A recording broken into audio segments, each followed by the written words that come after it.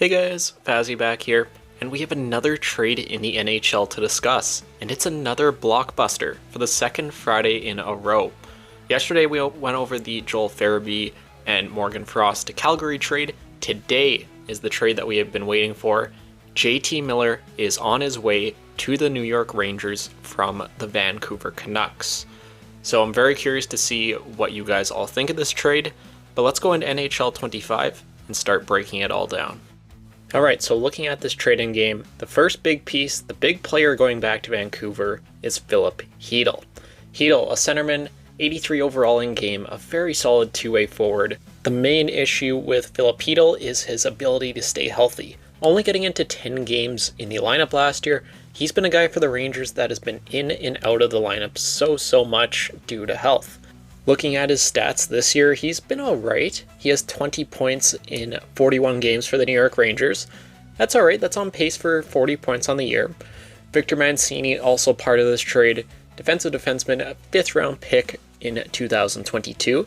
He just made his NHL debut this year, and he's actually been surprisingly solid. High top 6 in game. Honestly, you could maybe argue a little bit of a better potential, but with it being so early in his career, high top 6 I think at the moment works out pretty good. Also going to Vancouver is a New York Rangers first round pick. It is protected. We don't have the exact protections just yet. So all that in exchange for the man himself, JT Miller. So much drama, so many rumors have gone on around him here recently.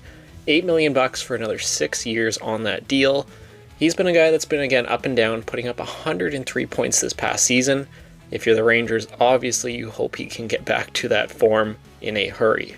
And I think there is still time for him. He's only 31. There's still a few more good years in his career. Also going back, Erik Brannstrom, he is very much just a depth defenseman at this point. Has gone up and down through waivers, has not been claimed. He unfortunately never became the player that he was drafted at 15 to Vegas. I have Trescott in here. He wasn't the actual player going back. I believe it was Dorrington. I unfortunately don't have him in game. The projection seems somewhat similar to what they're supposed to be. So that's the trade. Another blockbuster. Insane. JT Miller going back to the New York Rangers. Sending this trade to Vancouver is expected. Trade rejected. So let me go force it through, and we'll go take a look at the lines for both of these teams. First off, the New York Rangers. And I have JT Miller slotting in on that top line with a Panarin and a Lafreniere. You could easily go and switch JT Miller with a Vincent Trocheck if you really wanted to. Trocheck has been very good for the Rangers as well, so you have that option. You also do have a Mika Zibanejad down there. I know he hasn't been as good this year, but he's still been a pretty good center in the past. On the defensive side, no real changes here. The only thing is losing Mancini, and then going to the goalies, still Shesterkin and still Jonathan Quick. And then going over to Vancouver, so they do have Chytil slotting in on that second line. That is where a lot of people do expect him to play. Definitely a downgrade for Miller. We'll have to see if he can handle it. The defensive side of things, Mancini playing on the third pairing. I think that's about right. At least start him there and see how he plays. And then goaltending, no change. Thatcher Demko and Kevin Lankinen. But let's get to my thoughts on the trade here today. And oh boy, it's a tough one for Vancouver. I know there has been so much drama. It's been made so public. I don't know why Rutherford did that interview just the other day. I think that really did hurt the value he was able to get back in a trade for a guy like JT Miller. And yeah, I don't think the value's here at all.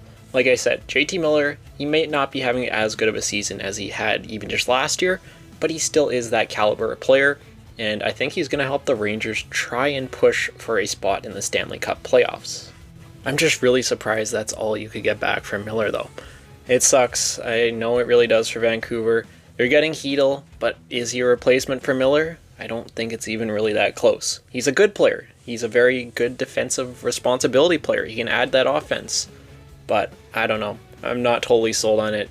And Mancini, a guy I very much do like. I think he's going to be a pretty good defender. I think he can stay around the NHL for a decent amount of years. He's looked good early, but it is still very early. And then we have the first round pick going back, which you kind of had to expect. You know, the Rangers haven't had the best start to the year. And at least at time of recording, the trade protection on that pick is still unknown. So you could get a pretty decent pick back if you're Vancouver. but now you're adding a guy like Miller, so you got to think he's going to help that team get better. So it is a tough one. You will be able to get a decent player with that pick, but we'll have to find out who that is at a later date. But I think that is going to do it for today's trade simulation. Another big trade going down. Very, very interested to hear your thoughts in the comments below. But that will do it for today's video. I will see you all in the next one.